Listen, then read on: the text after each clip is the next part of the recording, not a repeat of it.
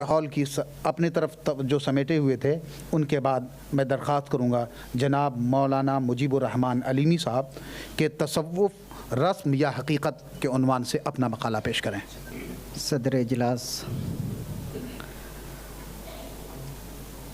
علماء کرام، دانشوران کرام، السلام علیکم ورحمۃ اللہ وبرکاتہ۔ تصوف کا لفظ روحانیت، ترک دنیا اور اللہ کا قرب حاصل کرنے کے مفہوم میں جانا جاتا ہے، اور مسلم علماء تصوف کے موافق اور مخالف دو حصوں میں بٹے ہوئے ہیں۔ اگر نہیں بٹے ہوتے تو آج تصوف پہ اتنی بڑی کانفرنس کی ضرورت پیش نہیں آتی۔ تصوف کی وجہ تسمیہ۔ صوفیہ کے نزدیک تصوف اپنے نفس کو ریاضت، مجاہدہ کے ذریعے اخلاق رذیلہ سے پھیرنے اور اخلاق حمیدہ یعنی زہد، صبر، اخلاص اور صدق و صفا جیسے خصائل حسنہ پر آمادہ کرنے اور شرعی اعمال کو اس طور پر انجام دینا کہ اس کی روح تک کی رسائی حاصل ہو جائے کا نام تصوف ہے۔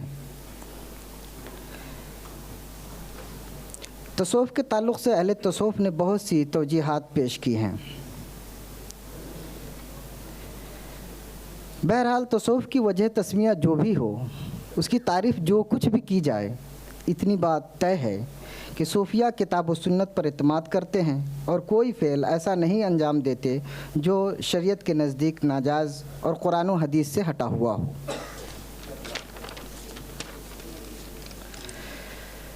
صوفیہ کرام نے تصوف کے حوالے سے جو فرمایا ہے، اس میں سے چند میں پیش کر رہا ہوں۔ حضرت سیری سختی کا قول ہے کہ جو شخص ظاہر میں احکام شریعت کی پیروی چھوڑ کر باطن کا دعویٰ کرے وہ غلطی پر ہے۔ حضرت جنید بغدادی کہتے ہیں کہ ہمارا طریقہ کتاب و سنت سے مقید ہے اور ہمارا علم کتاب و سنت سے بندھا ہوا ہے۔ جس شخص کو کتاب اللہ یاد نہیں، حدیث نہیں لکھتا اور فقہ سے نابلد ہے، اس کی پیروی نہ کی جائے۔ حضرت ابو بکر سقاف کہتے ہیں کہ جو شخص ظاہر میں اوامر و نواہی کو ترک کرے وہ باطن میں مشاہدہ قلبی سے محروم رہے گا۔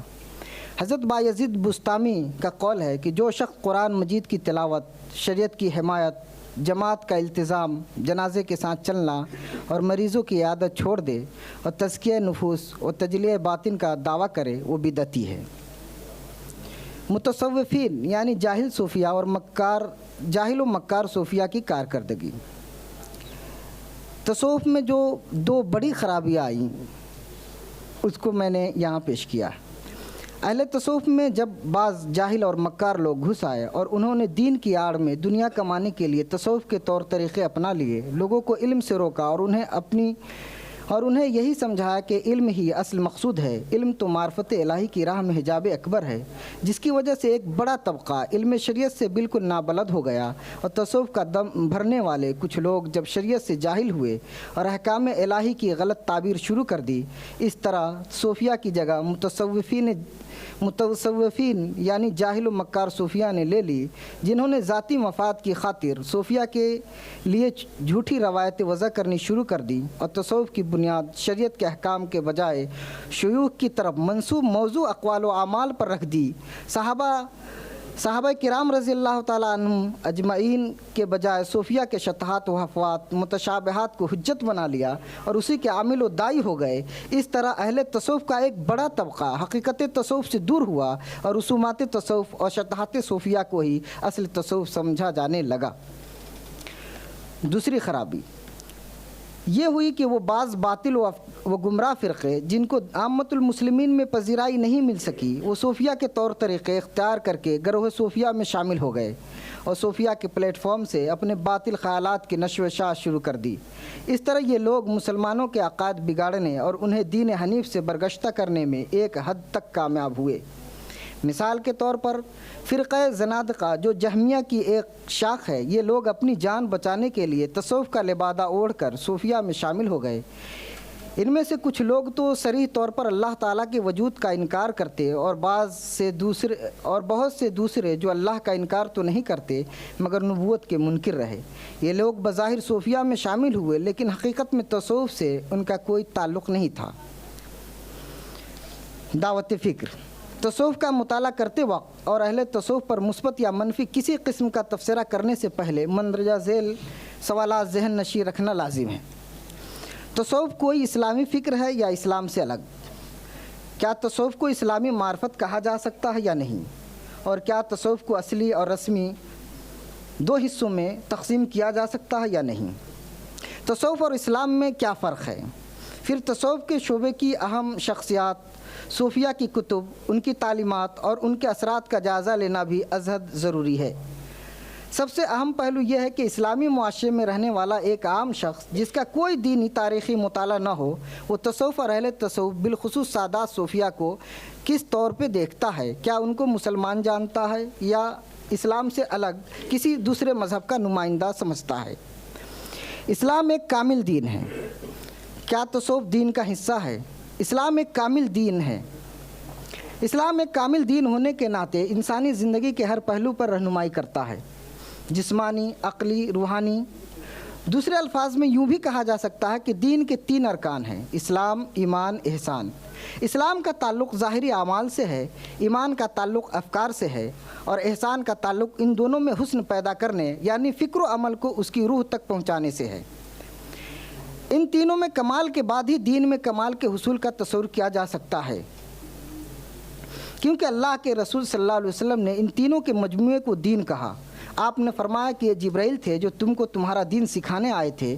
دین میں کمال کے ساتھ تیرے تیسرے رکن میں اختصاص حاصل کرنے والوں کو صوفی کہا جاتا ہے۔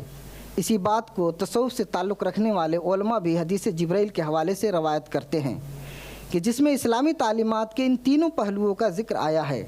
اور احسان کے بارے میں یوں کہا گیا ہے: احسان یہ ہے کہ تم اللہ کی عبادت اس طرح کرو گویا کہ تم اسے دیکھ رہے ہو، اور اگر تم اسے نہ دیکھ سکو تو وہ یقیناً تمہیں دیکھ رہا ہے۔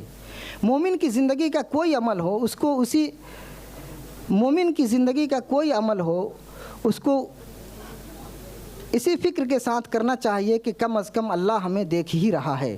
یہی تصوف ہے، اور سادات صوفیہ اسی کے داعی اور مبلغ ہیں۔ یہی وجہ ہے کہ تصوف کو احسان اور روحانیت کے نام سے بھی جانا جاتا ہے۔ اس کے علاوہ بھی متعدد الفاظ بطور متبادل استعمال کیے جاتے ہیں۔ صوفیہ کے نزدیک تزکیہ نفس، علم السلوک، تہذیب نفس بھی تصوف کے ہی مختلف نام ہے۔ مذکورہ بالا تمام افکار اور طریقہ ہائے کار اصل میں پیغمبر اسلام اور صحابہ کرام کے زمانے ہی سے رائج ہیں، اور ان کو دین اسلام ہی کی تعلیمات کہا جاتا ہے۔ اہل تصوف کا ذوق اور مسلم حکمراں کے دور میں اسلام کی سلطنت جو بڑھی اور اس میں نو داخل مسلمین کو اسلام کی صحیح تعلیمات سے آراستہ کرنے کی جو ضرورت پیش آئی، اس حوالے سے صوفیہ نے جو کارنامے انجام دیے ہم میں سے ہر آدمی جانتا ہے۔ صوفیہ کرام، ان حضرات میں خشیت الہی کا بڑا غلبہ تھا۔ توبہ و استغفار پر زور دیتے، کبھی اپنے طرز فکر کو اجتماعی شکل دینے کی کوشش نہیں کی، بلکہ انفرادی طور پر ریاضت و عبادت میں مشغول رہے۔ کوئی ایسی نئی اصطلاح یا نیا طریقہ عبادت ایجاد نہیں کیا جو دین کی تعلیمات کے خلاف ہو۔ ان کی ساری زندگی کتاب و سنت کے مطابق رہی۔ ایک اعتبار سے صوفیہ کے نزدیک دین کے 4 درجے ہیں: شریعت، طریقت، حقیقت و معرفت۔ جب تک کہ یہ تمام درجات کامل طور پر حاصل نہ ہو جائیں، انسان صوفی نہیں ہو سکتا۔ جو اس کے حصول میں لگے رہتے ہیں ان کو سادات صوفیہ کی اصطلاح میں متصوف کہتے ہیں۔